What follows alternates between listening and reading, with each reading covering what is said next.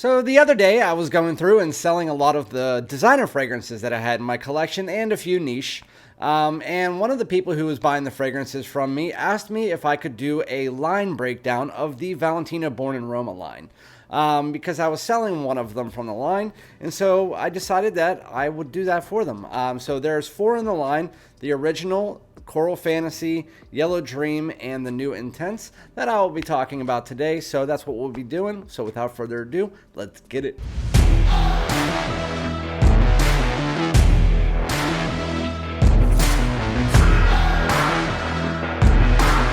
Alright, my great smelling dudes, welcome back to my channel. My name is Randy, aka Fragrance Dude. Thank you guys so much for joining me again today. Make sure to slap that like and subscribe button, and then also hit the bell if you want my videos sooner.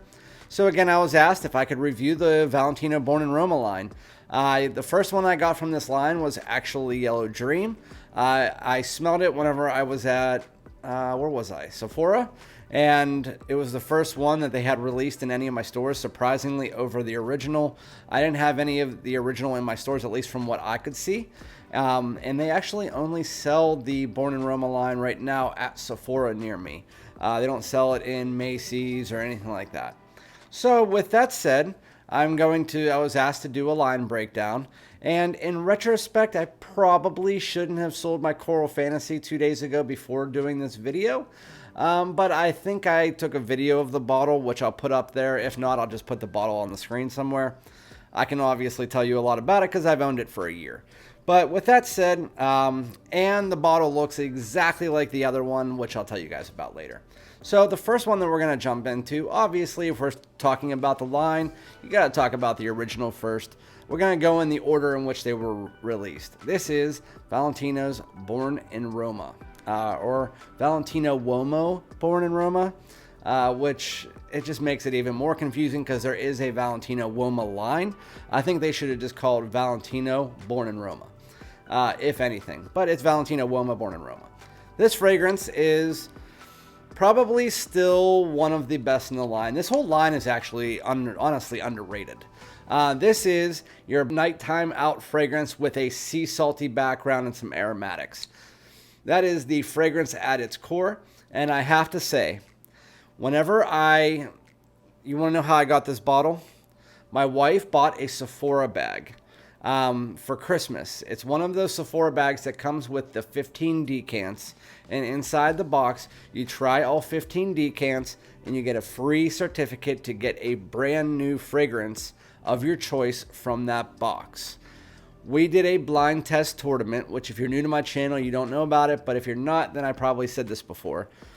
But we did a blind test tournament. Me, my wife, and my daughter, we did a tournament where we put one against another until we got down to the final 2, which the final 2 ended up being Invictus Victory versus, against what I thought. Because Invictus Victory, I had out at the beginning. But they overruled me. They liked Invictus Victory more than I did. But it was Invictus Victory versus this guy. And this guy won 3 out of 3. Didn't even come close. Valentino UOMO, Born in Roma, was the winner of all the lists. And that was against, there was the original Bleu de Chanel, Aqua de Jo. This one won over all of those. Bad Boy, all that kind of stuff. So, just as far as blind test, this is a favorite. So again, it's sea salt bubblegum sweet. If you like those bubblegum sweet Invictus style fragrances, this dials that back a bit, but just giving you an idea of what you're looking into. Mix that together with a little bit of this almost incensey quality, which comes more through in the Intense. But then you also get that sea salt. That sea salt, it's not a marine fragrance by any means. It's just very salty bubblegum sweet. And that's what tones down the bubblegum sweetness, is the saltiness in it. Mix that all together. You get a little bit of woods and aromatics mixed into the fragrance. And it's a very nice night out fragrance. But to me, you can wear it any season, anytime. I would just stay more towards the nights in the summer. Outside of that, very mass appealing, very easy to wear night out fragrance. Very good. Going into the next release, this one was my first ever pickup, and still to this day it holds a really soft spot in my heart for my fragrances. I even have my name written in the top of it, which it was engraved, and honestly the engraving was kind of stupid, but whatever, because now I can't ever sell it if I ever decide I hate the fragrance, but whatever, that's good. I'm never going to. So this fragrance is Valentino UOMO, born in Roma, Yellow Dream. So you can see there's a pretty big dent in that. I've always liked the bottle styles, so they have a reason for them. It's like the Italian architecture from back in the day. It kind of looked like this, and so they're modeling it off that. And then the Yellow Dream was about the sunrise, while Coral Fantasy was about the sunset. And then Intense in the original, I don't know what the meanings behind those are. But anyway, so this one, it really is, the best way to put it is a spiced pineapple creamsicle. So there's a lot of pineapple when you first spray it on, and it's not like the pineapple that you get from like Creed, Aventus, stuff like that. This is more like what you would expect to get from like a candied pineapple, like pineapple Dole Whip almost. You get that, you mix that together with vanilla and cream, like Tonka. It's like a creamy vanilla mixed with that pineapple, and it's like a vanilla creamsicle, pineapple creamsicle. Mix that together with gingerbread, nutmeg, spices. I believe there's cinnamon in this, even though it wasn't listed in the notes. But mix that all together, and it's kind of just like a spiced pineapple creamsicle. It does have a little bit of a sandalwood to add even more of this warmth and creaminess to it. A little bit of brightness as well. This is really an all-season round, all year round fragrance, in my opinion. It has a bit of freshness to it, and that pineapple really stands out. I think that a lot of people will say this is a fall and winter scent, but to me, I think you can wear it definitely spring and summer nights as well. I think that's really going to be the model for the rest of this line, except for Coral Fantasy, is that you can wear any of these pretty much any season during the night, or fall and winter during the day as well. That's pretty much the way that this whole line works. The Intense might be, yeah, they're pretty much all like that. So this one, still one of my favorites. Pineapple Creamsicle. It's the most playful from the line, in my opinion. This and Coral Fantasy, while the Intense and the original more go by the actual fragrance. Even though the original has that bubblegum sweetness, again, it has that saltiness to make it just a little bit more grown up than things like Invictus and Azara Wanted, whatnot. So that is Yellow Dream, Pineapple Creamsicle with gingerbread and spice. That's the fragrance. So again, I just sold my bottle of Coral Fantasy. Enjoy it, whoever did get it. Not that I don't like the fragrance. I think it smells really nice. It's just not one that I will ever wear. Because I don't know when I would wear a red candy apple. I don't know when I would wear that. I have a lot of fruity scents. It's just I wouldn't wear that one over any of the other ones in this line. The bottle looks exactly like this, except for the letters are a hot pink and not a like a baby pink. That's the only difference. This is the Intense, but Coral Fantasy looks exactly like this bottle, just a hot pink letter. That's it. There's no other difference to the bottles. The shading down here might be a little bit brighter as well, but it's really hit or miss. They look very similar. So Coral Fantasy, for the most part, is a candied red apple. It's a red candied apple. So think of a red candy apple at a fair. It smells like that. And it smells like that from the opening to the dry down. Really doesn't have that much else going on. I could stop the review for that fragrance right there, and that you would completely agree with me.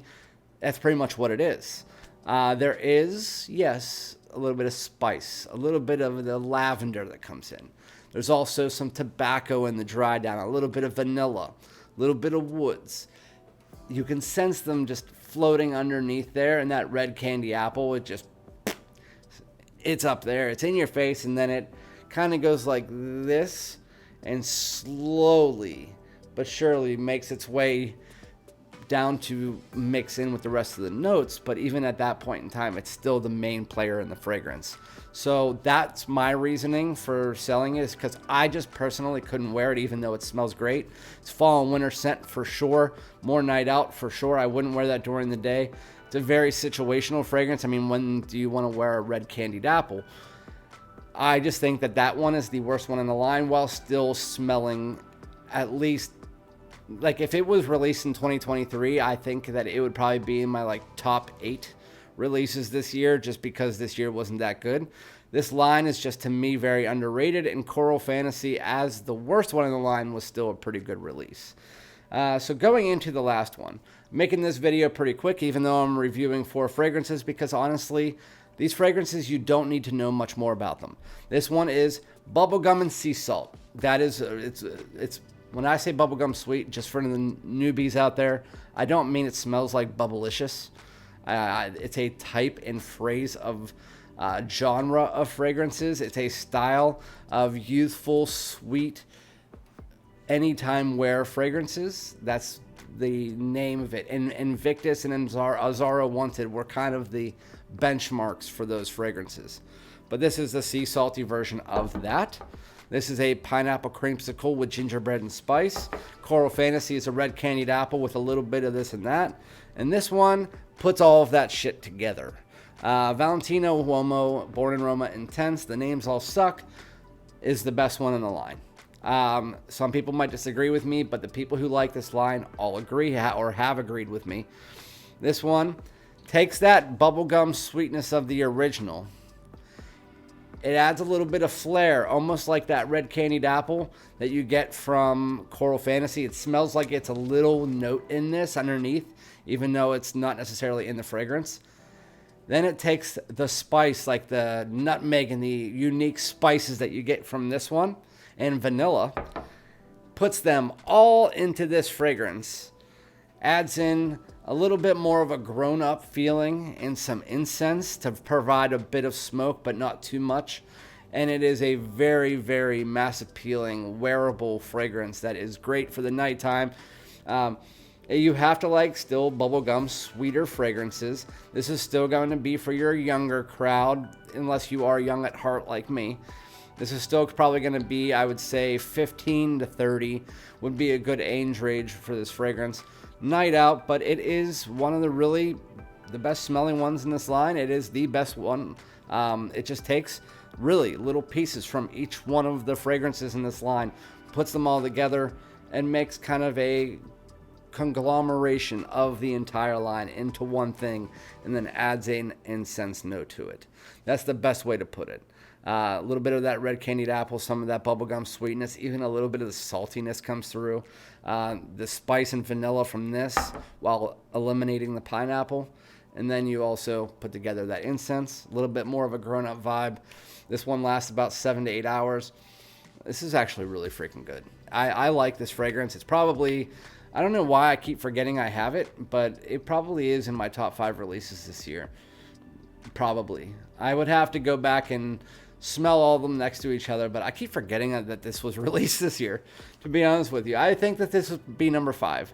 I know 1 Million Royal would make my top 5. There's Boss's Scent Magnetic, Le Male, Lacoste. Freshies kind of sucked this year. Outside of Lacoste and Guerlain, the Freshies sucked.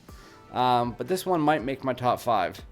But I just feel bad if I don't put any Freshies in my top 5, so I could put that in, but I think that would eliminate the Freshies, which I probably would do, but I like to have like a nice mix in my top 5 of Freshies and cool weather scents. But anyway, that is the Valentino Born in Roma line. As far as me ranking them, number 4 is Coral Fantasy.